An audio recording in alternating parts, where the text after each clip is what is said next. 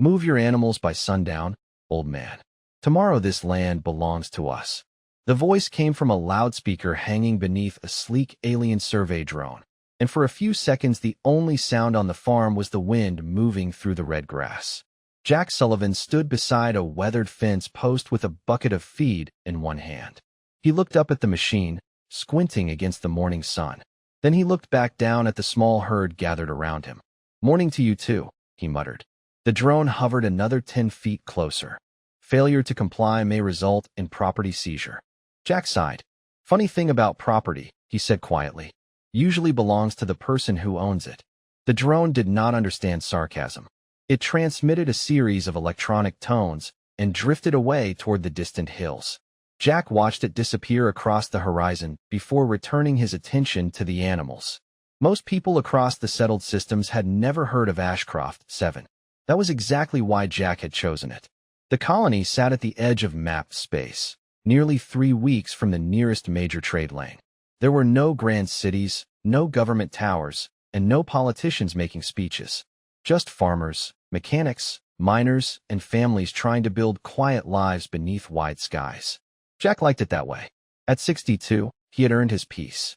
Every morning followed the same routine. Coffee before sunrise. Feed the livestock. Check the irrigation pumps. Repair whatever piece of equipment had decided to quit working overnight. The simplicity suited him. His neighbors knew him as a stubborn old human who worked harder than men half his age and rarely talked about himself. Nobody asked many questions because Jack never gave many answers. Around noon, a battered pickup crawler rolled up the dirt road leading to the farmhouse. The driver climbed out before the engine fully powered down. His name was Ryan Walker, owner of the neighboring ranch. "Jack," he called, "you see those survey ships?" Jack nodded. "Hard to miss." Ryan removed his hat and rubbed the back of his neck. "Town council's nervous. Heard some outfit called the Varkesh Syndicate bought mining rights from somebody in the capital." Jack drove another staple into the fence wire. "Bought rights from who?" "That's the problem. Nobody knows." Jack gave a short grunt. Ryan laughed nervously. "You ever get the feeling trouble starts when people stop answering simple questions?" Every single time. They stood together watching distant silver specks moving across the sky. The ships looked small from here, but everyone knew they were massive. Expensive. Powerful. The kind of vessels that belonged to people accustomed to getting what they wanted. Ryan finally shook his head. "You thinking about leaving?" Jack paused before answering. "No." It was a simple word, spoken without anger or drama. Ryan studied him for a moment. "Figured that'd be your answer." After Ryan left, Jack continued working until evening. The sun dipped low over the western plains, painting the fields gold and crimson. For a little while, everything looked peaceful again. Then a shadow crossed the ground. Jack glanced upward. A much larger vessel now hovered above the valley. It moved slowly, deliberately, almost as if it wanted every farmer below to notice it. Lights flashed along its underside. Survey scanners swept across the land. Jack stared at the ship for several seconds. Something about the movement bothered him. Not fear. Recognition. The feeling vanished as quickly as it came. He picked up his tools and headed toward the barn. Behind him, high above the quiet farm, the alien vessel completed another scanning pass. Somewhere aboard that ship, a name had just appeared on a report. And before the week was over, people who had never heard of Jack Sullivan were going to wish it had stayed that way. Edit. The next morning, 3 ships settled onto the valley floor less than a mile from Jack's property. They arrived just after sunrise, right when he was finishing breakfast and pouring a second cup of coffee. Through the kitchen window, he watched columns of dust roll across the red fields. He did not hurry. He did not reach for a weapon. He simply carried his coffee onto the porch and sat down in the old wooden chair that had been there longer than most of the colony. By mid-morning, a convoy of sleek ground vehicles was moving up the dirt road toward the farmhouse. The lead vehicle stopped 20 feet from the fence. A ramp lowered. Several alien officials stepped out wearing polished uniforms that looked far too expensive for a farming settlement. The last figure to emerge was tall even by alien standards, his pale blue skin reflecting the sunlight. Commander Zarek surveyed the property with open disdain. His eyes lingered on the aging barn, the rusted tractor, and the faded paint on the farmhouse. He looked like a man inspecting something that should have been demolished years ago. Jack remained seated. Zarek approached the fence and activated a translator device clipped to his collar. You are Jack Sullivan? Jack nodded. Depends who is asking. The alien frowned. Commander Zarek. Varkesh Resource Authority. Jack took a sip of coffee. Sounds important. Zarek ignored the comment and produced a thin digital tablet. This region has been designated a strategic extraction zone. The mineral deposits beneath this property are now under syndicate administration. Jack glanced at the tablet. That's so. You will vacate the land within 72 hours. Jack leaned back in his chair. No. For a moment, the translator remained silent. Zarek appeared genuinely surprised. Most colonists argued. Some begged. Others negotiated. This human had simply said no. Perhaps you misunderstand the situation, Zarek said. No, I think I understand it just fine. Jack pointed toward the valley. You want the land. Correct. And I own the land. Ownership is being reassigned. Jack chuckled softly. That is a fancy way of saying somebody is trying to take it. One of the younger officials stepped forward, clearly irritated. Human, do you realize who you are speaking to? Jack looked at him. Do you? The official opened his mouth, then stopped. Even Zarek seemed annoyed by the exchange. The commander changed tactics. We are prepared to compensate you generously. Relocation housing, financial credits, transportation assistance. Jack stared out toward his fields. My wife planted those trees 26 years ago. The aliens followed his gaze toward a line of tall green trees near the creek. She used to say they would outlive both of us. His voice remained calm. Turns out she was right. Something shifted briefly behind his eyes before disappearing again. So no, I am not interested in relocating. The officials exchanged confused looks. They had expected greed, fear, or anger. Instead, they found a man who seemed more concerned about trees than money. Zarek finally stepped closer to the fence. You are making a mistake. Jack stood for the first time. Even at his age, he carried himself differently than most men. Not aggressively, just steady. Certain. Maybe, he said, but it is still my mistake to make. The commander studied him for several seconds. Then he turned and walked back toward the convoy. As the vehicles pulled away, Zarek glanced over his shoulder one last time. Something about the old farmer bothered him. He could not explain why. Back aboard the command ship that afternoon, an intelligence officer entered his office carrying a report. Sir, there is something unusual about Sullivan. Zarek barely looked up. What? The officer hesitated. Large sections of his background are sealed. For the first time all day, the commander stopped what he was doing. Sealed by whom? The officer swallowed nervously. Terran Military Archives. Edit. The report sat on Zarek's desk for nearly an hour before he opened it again. He had reviewed thousands of personnel records throughout his career. Most told predictable stories. Birthplace, education, employment history, tax records, relocation permits. Jack Sullivan's file felt different. Entire decades were missing. Military service dates existed, but the details behind them had been locked behind authorization levels that should not have existed for a retired civilian living on a forgotten farming world. Zarek leaned back in his chair. How old is this human exactly? The intelligence officer checked his tablet.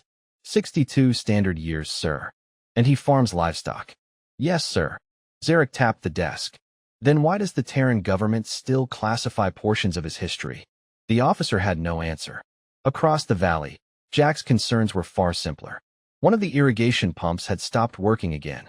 By late afternoon, he was knee-deep in mud beside a water trench, holding a wrench while muttering complaints at machinery that seemed determined to test his patience. You survived 20 years without problems, he told the pump. Now you choose today to fall apart. The machine remained unimpressed. A voice behind him suddenly spoke. Talking to equipment again? Jack looked up and saw Sarah Mitchell approaching from across the field. Sarah owned a produce farm 2 miles away and had lived on Ashcroft, 7 almost as long as he had. She carried a basket filled with tomatoes. Machines listen better than people, Jack replied. That explains a lot. She handed him the basket. Town meeting starts in an hour. Jack sighed. I was afraid you were going to say that. Everybody is nervous. I noticed. Sarah's smile faded. They are offering buyouts all over the valley. Some families already accepted. Jack set down his wrench. And the others? Most are scared. He nodded slowly. That answer bothered him more than he wanted to admit. Fear spread quickly through small communities. Faster than storms. Faster than bad weather. faster than common sense. That evening, the town hall filled beyond capacity. Farmers, mechanics, teachers, and shop owners packed every available seat. At the front of the room, a large display screen projected a live transmission from the Varkesh administration. A corporate representative appeared first. Then Commander Zarek stepped into view. His expression remained perfectly controlled. "Citizens of Ashcroft Valley," he began, "our organization is committed to a peaceful transition process." A low wave of irritated murmurs spread through the crowd. Zarek continued, "Generous compensation packages remain available. What about property rights?" Somebody shouted from the audience. "What about local permits?" asked another voice. Zarek's answers sounded polished and rehearsed. The crowd grew increasingly frustrated. Through it all, Jack sat quietly near the back wall with his arms folded. He did not speak once. He simply listened. Then the presentation ended. People slowly began filing toward the exits. As Jack stepped outside into the cool night air, a small transport shuttle descended nearby. The side hatch opened. Two Varkesh officials emerged carrying surveying equipment. They ignored everyone else and walked directly toward the road leading to Jack's farm. Sarah noticed it too. "That seems awfully specific." Jack watched the officials disappear into the darkness. "Yep. You think they are targeting your property?" He stared down the road for several seconds. "I think they already decided something." Back aboard the command ship, Zarek stood inside a secure conference room. A new intelligence packet had just arrived from a central archive. The officer who delivered it looked uncomfortable. "Sir, we finally received partial clearance." Zarek looked up, and the officer swallowed. The records confirmed Sullivan served in something called Task Force Sentinel. Silence settled across the room. Then one of the senior analysts quietly said 4 words that instantly changed the atmosphere. "I thought they were extinct." Edit. Jack did not sleep much that night. Not because he was worried about the syndicate. Worry had never accomplished much in his experience. What kept him awake was something far more irritating. Memories. Around 2 in the morning, he found himself standing in the barn, looking through an old storage cabinet he had not opened in years. Dust covered everything inside. Toolkits, maintenance manuals, boxes of spare parts. And tucked away on the highest shelf sat a weathered metal container. Jack stared at it for several seconds before pulling it down. The latch clicked open. Inside were photographs, faded mission patches, and a handful of service medals. He picked up one photograph. The picture showed a much younger version of himself standing beside a group of men and women wearing the same insignia. They looked exhausted. They looked proud. Most of all, they looked alive. Jack smiled faintly. "You stubborn idiots," he murmured. For a moment, he remembered names. Faces. Bad jokes shared during long deployments. Friends who had gone on to raise families. Others who had disappeared into quiet lives like his own. He carefully returned the photograph and closed the container. The past was the past. That was how it was supposed to stay. The next morning began like every other. Coffee, feed, repairs, normal routines. Yet by noon, normal had become impossible. 3 survey teams arrived along the property line, carrying scanners and mapping equipment.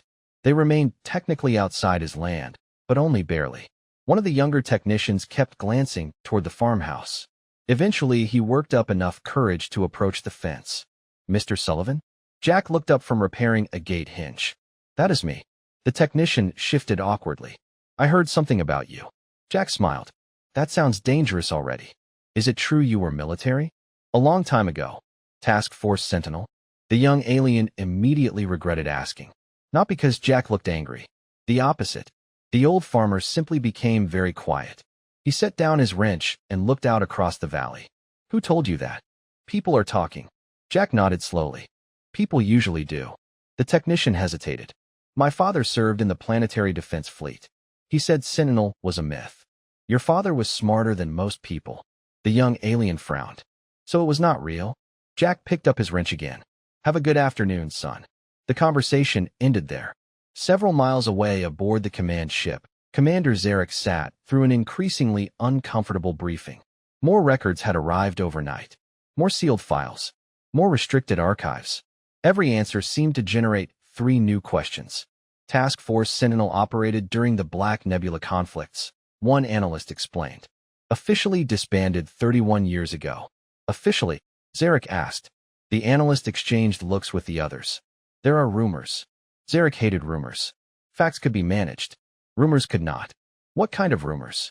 Another analyst cleared his throat. That whenever a situation became impossible, Sentinel was sent anyway. Silence settled over the room. Zarek glanced at the image displayed on the screen. It showed Jack standing beside a tractor while carrying a bucket of feed. The picture looked almost ridiculous compared to the stories being described. You are telling me this farmer was once part of the most classified unit in Terran history? We are telling you we do not know everything yet. Zarek stared at the image for several more seconds. For reasons he could not fully explain, that answer worried him more than he wanted to admit. Edit. 2 days later, the pressure campaign began. Not with soldiers. Not with threats shouted through loudspeakers. The syndicate was smarter than that. They started with inconveniences. Deliveries scheduled for Jack's farm suddenly vanished from shipping manifests. Maintenance requests for regional infrastructure were mysteriously delayed. Fuel shipments arrived late. Supply routes were rerouted. On paper, everything looked perfectly legal. In reality, everybody in the valley knew exactly what was happening. Jack was repairing a feed dispenser when Ryan Walker pulled his crawler into the yard again. The younger farmer climbed out looking frustrated. They canceled my equipment permit. Jack kept tightening a bolt. Reason? Administrative review. Jack nodded. That means no reason. Ryan threw up his hands. Everybody is getting squeezed. They are trying to make us leave on our own. Probably cheaper that way. Ryan stared at him. How are you this calm? Jack finally looked up. Because angry people usually make expensive mistakes.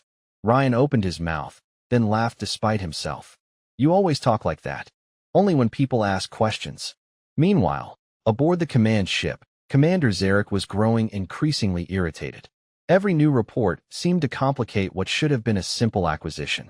The colonists are refusing relocation offers, an aide reported. Most cite concerns about community disruption. Zarek folded his arms. And Sullivan?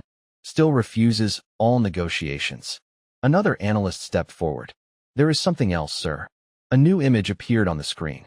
Security footage from a commercial supply depot. Jack loading bags of feed into an old transport vehicle. Nothing unusual. Then another image appeared. Then another. Different locations. Different years. Different colonies. The same man. The same quiet expression. The analyst cleared his throat. Every time Task Force Sentinel appears in historical records, Sullivan is nearby before or after the operation. Zarek frowned. That proves nothing. No, sir. But we cannot find a single public military commendation. Not one interview. Not one official biography. It is almost as if someone deliberately erased his achievements. That answer bothered Zarek more than any classified file. Heroes usually became famous. Veterans told stories. Governments built monuments. Yet this human had vanished into a farming colony and spent decades raising livestock. It made no sense. Back on Ashcroft, 7, the situation escalated that evening. Several survey drones crossed directly over Jack's property line.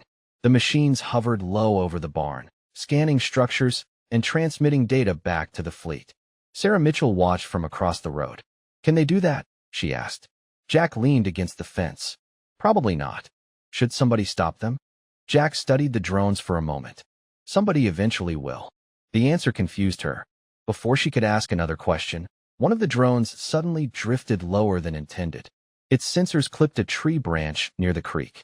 The machine spun awkwardly, corrected itself, and retreated back toward the valley. Sarah blinked. That was strange. Jack watched the drone disappear. Machines make mistakes. Yet the look in his eyes suggested he was thinking about something else entirely. That night, deep inside a secured archive server, another intelligence request finished processing. A forgotten personnel record finally unlocked. An exhausted analyst stared at the screen for several seconds before immediately contacting Commander Zarek. Sir, he said carefully, I think you need to see this. Zarek glanced at the file and felt a cold knot form in his stomach. The document contained only a single sentence beneath Sullivan's name. No medals. No rank history. No operational details. Just one line. One line important enough to remain classified for 3 decades. It read, if Task Force Sentinel was deployed, Sergeant Jack Sullivan was usually the reason everyone else came home. Edit. Commander Zarek read the sentence 3 times before setting the tablet down. Nobody in the room spoke. The silence felt heavier than any briefing he had attended since arriving in the sector. Finally, one of the analysts cleared his throat. It could be exaggeration. Nobody sounded convinced. Zarek stood and walked toward the observation window overlooking the valley below. Far in the distance, the lights of the farming settlements flickered beneath the evening sky. Somewhere down there, an old human was feeding livestock and fixing machinery while corporate fleets debated his past. The situation had become absurd. "I am not interested in legends," Zarek said. "I am interested in facts." "The facts are becoming difficult to separate from the stories, sir," the analyst replied. More files had arrived throughout the day. Most remained heavily redacted. Entire operations were blacked out. Locations removed. Names erased. Yet certain details kept appearing. Border conflicts resolved unexpectedly. Hostage situations ending peacefully. Colonies surviving disasters that should have destroyed them. Again and again, the same names surfaced in the background. Never front and center. Never seeking recognition. Just present. Watching. Solving problems. Then disappearing. Back on the farm, Jack finished locking up the barn shortly after sunset. The air felt cooler than usual. Autumn was approaching. He carried a flashlight as he walked toward the house, pausing briefly beside the creek. The trees his wife had planted years earlier swayed gently in the wind. He stood there for a long moment. "You would have hated all this attention," he said quietly. The trees offered no opinion. They never had. A familiar engine sound approached from the road. Sarah Mitchell's truck rolled into the driveway. She stepped out holding 2 paper cups. "I brought coffee." Jack accepted one. "Trying to bribe me?" "Depends. Is it working?" "Maybe." They sat on the porch overlooking the fields. For several minutes, neither said much. Eventually, Sarah broke the silence. "People are worried. I know. Some families are thinking about leaving." Jack stared into the darkness beyond the fence line. "That is what the syndicate wants." Sarah nodded. "The thing is, most people here are not fighters." "Good." She looked at him. "Good. The world already has enough fighters." Sarah laughed softly. "That sounds like something somebody says after spending a lifetime fighting." Jack smiled but did not answer. The conversation drifted to weather forecasts and harvest schedules. Normal things. Human things. Yet as the night grew darker, several unfamiliar vehicles appeared on a ridge overlooking the property. Their lights remained off. Their engines remained running. Sarah noticed them first. "Friends of yours?" Jack followed her gaze. "Nope. Should we be concerned?" He studied the distant vehicles for a few seconds. Not yet. Hundreds of miles away, another message reached Commander Zarek's desk. Unlike the previous reports, this one came directly from the Terran government. It contained no threats, no warnings, no legal challenges, just a single line attached to Sullivan's archived service profile. Zarek opened it and felt his stomach tighten. The message read, "Retirement status does not imply inability. Proceed with appropriate caution." For the first time since arriving on Ashcroft 7, Commander Zarek began to wonder whether acquiring one farm was truly worth the cost. Edit. The following morning, the valley woke up to unexpected visitors. Not syndicate officials. Not survey teams. Reporters. Independent traders. Retired military personnel. By noon, vehicles lined portions of the main road leading into Ashcroft Valley. Word had spread far beyond the colony. Nobody seemed entirely sure what the story was anymore. Some claimed a corporate dispute was underway. Others whispered about classified military history. A few simply wanted to see the old farmer everyone suddenly seemed interested in. Jack hated every second of it. He was repairing a section of fence when another unfamiliar truck rolled into his driveway. A gray-haired man stepped out wearing an old Terran Veterans Association jacket. Jack stared for a second before recognition hit. "Frank." The visitor grinned. "Took you long enough." Jack shook his head and laughed. "You were supposed to be fishing in Montana." "I was." Frank walked over and looked around the property. "Then somebody mentioned your name on a news feed. That was unfortunate. For them, maybe." They sat on the porch drinking coffee, while exchanging stories neither had told in years. It felt normal, comfortable, the way old friends could pick up a conversation after a decade and somehow continue exactly where they left off. Meanwhile, aboard the command ship, Commander Zarek faced growing pressure from syndicate executives. "This operation is taking too long," one director said through a secure transmission. "Acquire the property and move forward." Zarek remained silent for several seconds. "There may be complications." The director looked annoyed. It is a farm. That is what I thought. The director frowned. Explain. Zarek almost laughed. Explaining had become the problem. Every attempt to simplify the situation made it sound ridiculous. Yet every new report made the situation harder to ignore. More former military personnel were arriving in the valley. More archived records were surfacing. More people seemed interested in protecting one retired farmer than anyone could reasonably explain. Back at the farmhouse, Frank noticed something parked beside the barn. You still have it. Jack followed his gaze toward an old metal storage container. Apparently. You ever open it? Jack took a sip of coffee. Not often. Frank nodded slowly. Probably for the best. The conversation ended there. Neither man needed to explain further. As evening approached, a new transport landed at the edge of town. This one carried no reporters. No civilians. Several passengers stepped out wearing dark formal uniforms marked with Terran government insignia. Their arrival immediately attracted attention. By sunset, rumors spread through every diner, workshop, and neighborhood gathering in the colony. Somebody important had arrived. Very important. Hours later, Commander Zarek received confirmation of their identity. He read the report twice. Then a third time. Finally, he looked up at his staff. The Terran government sent a delegation? Yes, sir. To a farming colony? Yes, sir. Zarek stared at the screen. The lead representative held the rank of Senior Strategic Advisor to Earth Defense Command. That position normally handled matters affecting entire sectors. Not land disputes. Not resource claims. Entire sectors. For the first time since this began, Commander Zarek stopped seeing Jack Sullivan as a stubborn civilian. Because governments do not send people like that for ordinary farmers. And deep down, he was beginning to suspect the old man had never been ordinary at all. Edit. By the next morning, Ashcroft Valley no longer felt like a forgotten colony at the edge of space. News crews were parked outside diners. Cargo pilots were stopping just to hear the latest rumors. Even the local grocery store had become an unofficial briefing center where farmers exchanged theories over coffee. Nobody talked about crop yields anymore. They talked about Jack Sullivan. Most of the stories were probably wrong. Some claimed he had commanded fleets. Others insisted he had negotiated peace treaties. A few were so ridiculous that even the people repeating them laughed halfway through. The truth was that nobody seemed to know exactly what he had done. They only knew that every new piece of information made him seem less like a farmer and more like a mystery. Jack himself remained completely unimpressed. He spent most of the morning replacing boards on an old livestock shelter while pretending the sudden attention did not exist. Around noon, a convoy from the Terran delegation arrived at his property. Several officials stepped out. They wore dark civilian suits rather than military uniforms. That choice alone told a story. They were trying very hard not to make this look official. The leader of the group was a woman in her late 50s named Rebecca Hayes. The moment she saw Jack, she smiled. You look older. Jack leaned on his hammer. That tends to happen. Still refusing to retire properly? I thought I already retired. Rebecca laughed. Fair point. The two spoke like old friends.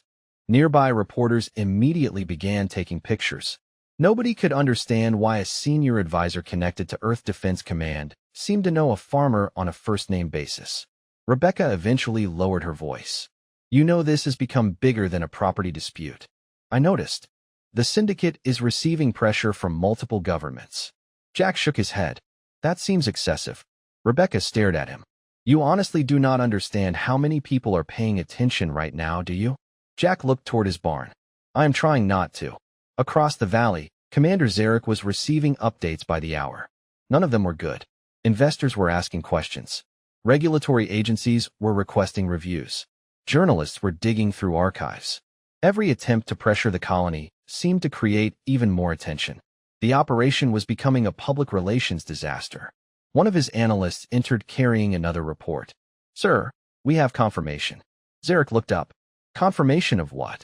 The analyst handed over the tablet. The reason Earth Defense Command became involved. Zarek opened the file. Several pages appeared. Most were still classified. Yet one paragraph remained visible. He read it slowly. Then he read it again. The report did not describe medals. It did not describe victories. Instead, it described something far stranger. During 3 major interstellar crises, Sullivan had reportedly refused promotion on multiple occasions.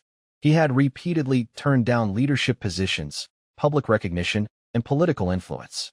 According to the report, his final request before retirement contained only one sentence: "Let somebody else be the hero for a while." Zarek sat quietly after finishing the document. For the first time, he understood something important. The most dangerous people were not always the ones chasing power. Sometimes they were the ones who had every opportunity to take it and walked away instead. And suddenly, the commander found himself wondering whether the old farmer had been avoiding attention all these years because he disliked fame, or because he understood exactly what happened when people started remembering who he really was. Edit. 3 days later, the ships began leaving.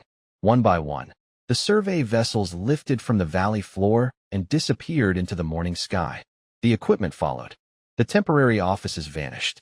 The endless stream of officials, consultants, and executives packed their belongings and went home. No dramatic announcement was made.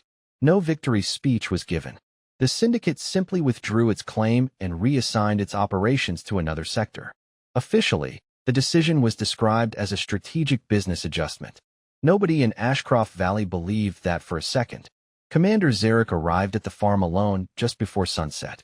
No escorts, no reporters, no corporate representatives. He found Jack exactly where he expected him to be, repairing a piece of aging irrigation equipment near the creek. For a few moments, neither man spoke. The only sound was running water and distant livestock. Finally, Zarek broke the silence. "The claim has been withdrawn." Jack tightened a bolt. "I heard. The valley will remain untouched." "That is good news."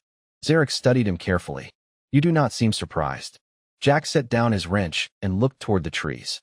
"People usually figure things out eventually." The commander nodded slowly. "I spent weeks trying to understand why everyone cared so much about one retired farmer." Jack smiled faintly. "And I think I was asking the wrong question." Jack waited. "The real question was why so many people trusted you." For the first time, neither man looked away. The answer hung quietly between them. Eventually, Jack shrugged. "You spend enough years helping people. Some of them remember." Zarek laughed softly. "You make it sound simple. Most important things are."